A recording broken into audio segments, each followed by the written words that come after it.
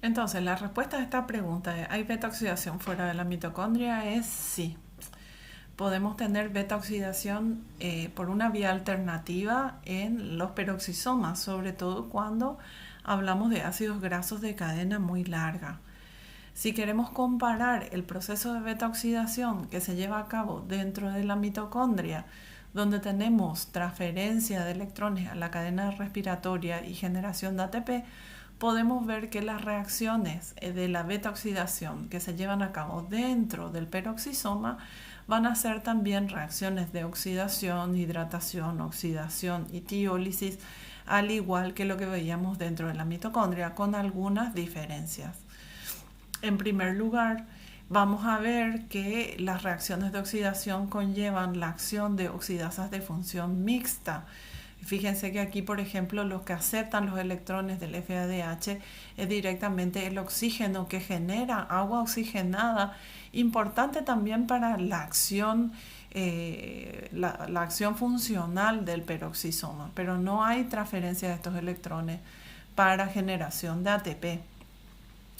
Lo que vamos a ver también es que los ácidos grasos que se metabolizan en el peroxisoma son aquellos de cadena muy larga y se piensa que básicamente esta beta oxidación dentro del peroxisoma tiene como objetivo recortar a esos ácidos grasos de cadena muy larga para que luego puedan ingresar a la mitocondria a hacer beta oxidación.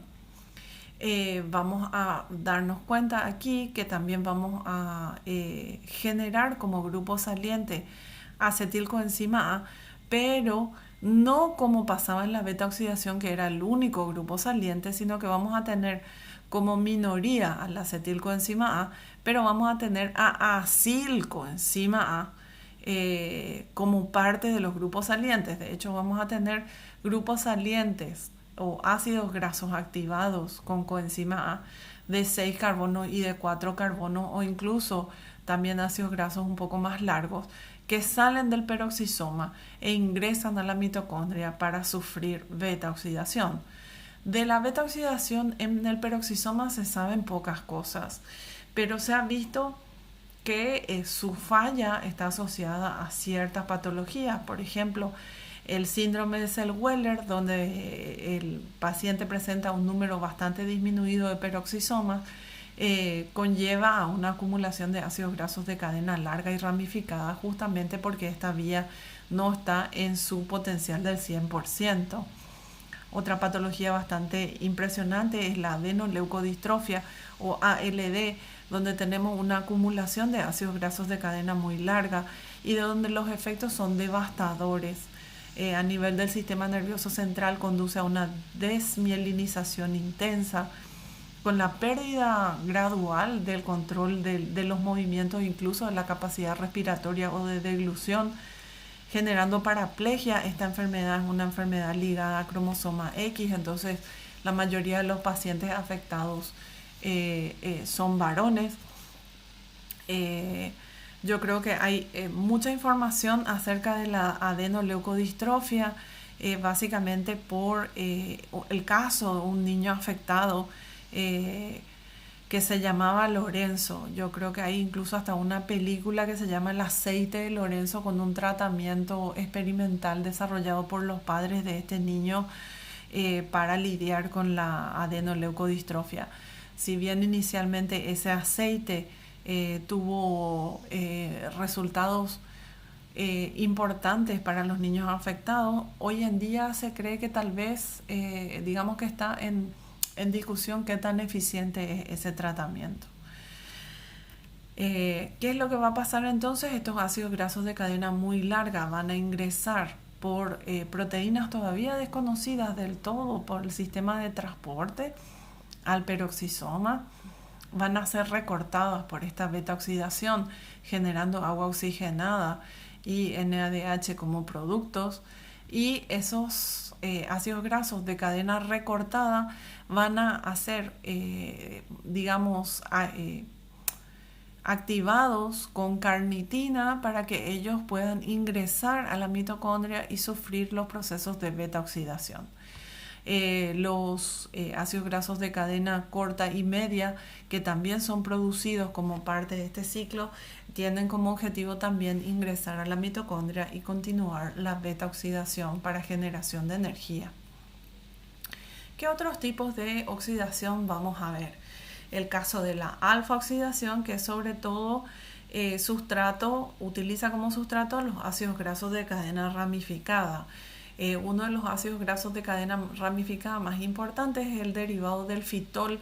El fitol es un compuesto que deriva del metabolismo de la cadena lateral de la clorofila, o sea que va a estar presente como resultado metabólico de la ingestión de vegetales.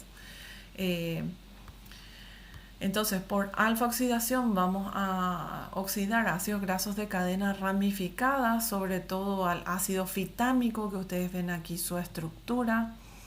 La alfa oxidación se lleva a cabo dentro del peroxisoma, pero se ha visto también en otros organelos. ¿Qué diferencia tiene con la beta oxidación? En vez de perder 2 átomos de carbono en forma de acetilcoenzima A, estos ácidos grasos van perdiendo un carbono en forma de CO2 para dar decarboxilación. Y el problema es que estos grupos metilo, estas ramificaciones metilo, son o inhiben por completo el ingreso de este ácido graso a la beta oxidación. Entonces se necesitan básicamente la acción de hidroxilasas, como el caso de la fitanoil hidroxilasa, que luego van a convertir a este compuesto en varios, en compuestos oxidables, como el ácido pristánico, que es un intermedio, y que finalmente van a generar compuestos salientes como propionilcoenzima A, acetilcoenzima A, isobutirilcoenzima A. ¿Cuál es la importancia de la alfa oxidación? La vamos a ver la vamos a poder valorar cuando alguna de estas enzimas no cumple con su función, como el caso de la fitanoil hidrolasa asociada a la enfermedad de Repsum, donde vemos en estos pacientes una acumulación de fitamato, y esto conduce a trastornos neurológicos graves, como por ejemplo la hemeralopatía, que corresponde a la pérdida de la visión en la oscuridad, o inclusive defectos graves o lesiones graves en la piel, como la ictiosis, es tener una piel con aspecto de escama de peces. El tratamiento es muy complicado, el tratamiento es difícil, porque debería darse una alimentación libre de vegetales que entonces no contengan o no expongan al paciente a la presencia de fitamato. Por último, la omega oxidación es una forma de oxidar, es una ruta metabólica alternativa, pero bastante minoritaria. Se lleva a cabo en el retículo endoplásmico y el citosol, donde están las enzimas necesarias. Las enzimas para la omega oxidación son oxidasas de función mixta, que van a emplear como cofactores al oxígeno y al NADPH como dador de electrones. Lo que tienen como objetivo es oxidar al átomo de carbono omega, es decir, este grupo metilo terminal va a ser oxidado a oxidrilo, luego por acción del alcohol deshidrogenasa convertido a aldehído, por acción del aldehído deshidrogenasa convertido a carboxilo. Y este ácido dicarboxilo luego sometido a beta oxidación con la liberación de productos finales, que son estos ácidos dicarboxílicos generados como productos finales de esta vía. La siguiente pregunta es: ¿cómo se regulan todos estos procesos? Cuando degradamos triglicéridos y liberamos ácidos grasos para quemar esos ácidos grasos y generar energía. Bueno, básicamente la regulación de la degradación de ácidos grasos está ligada a otras fuentes de energía. Como dijimos, nuestro combustible principal es básicamente glucosa, quemar glucosa para generar piruvato, acetilcoenzima A, entrar al ciclo de Krebs y aquí generar ATP por la cadena de transporte de electrones. Pero ¿qué sucede cuando el aporte de hidratos de carbono se ha agotado y los niveles de acetilcoenzima A son muy bajos y por tanto la generación de ATP se ve afectada?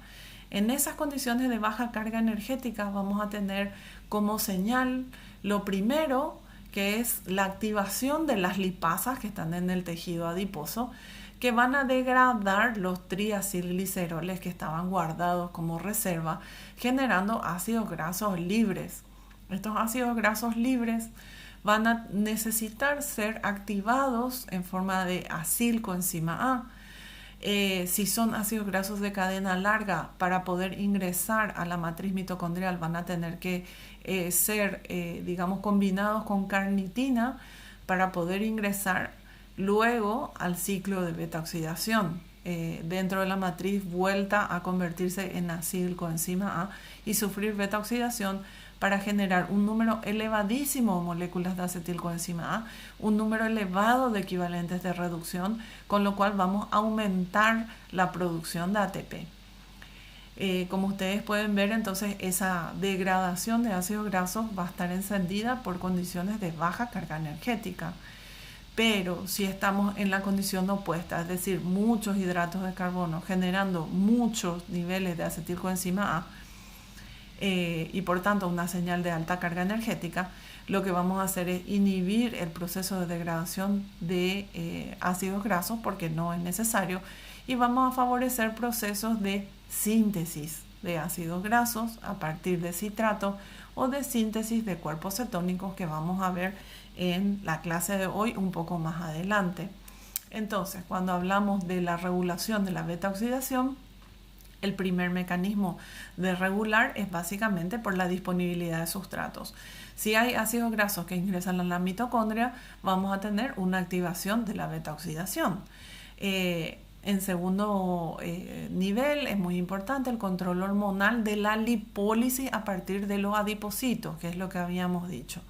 En los adipocitos tiene que haber una señal para degradar triglicéridos y aumentar los niveles de ácidos grasos disponibles para ser oxidados. ¿En qué condiciones vamos a activar a esa triacilglicerol lipasa? La vamos a activar en señales de baja carga energética, como el caso de glucagón, o de una necesidad energética aumentada por una situación de estrés, como el caso de la adrenalina. Y vamos a ver entonces ahí activación de la adenilato ciclasa, AMP cíclico, proteinquinasa A, que va a fosforilar a esta lipasa y que la va a activar en su estado fosforilado. Por otra parte, si tenemos niveles de carga energética elevados y lo que tenemos es la señal de insulina, ustedes recuerden que vamos a tener un aumento de la proteína fosfatasa, con la cual esta lipasa va a estar desfosforilada y por tanto va a ser inactivada en presencia de insulina. Asimismo, también tenemos un control de la transferencia de ácidos grasos a la mitocondria, sobre todo a nivel hepático, que es controlando la actividad de CPT1, esa aciltraferasa que estaba hacia el lado del espacio intermembranal del sistema de transporte de ácidos grasos de cadena larga.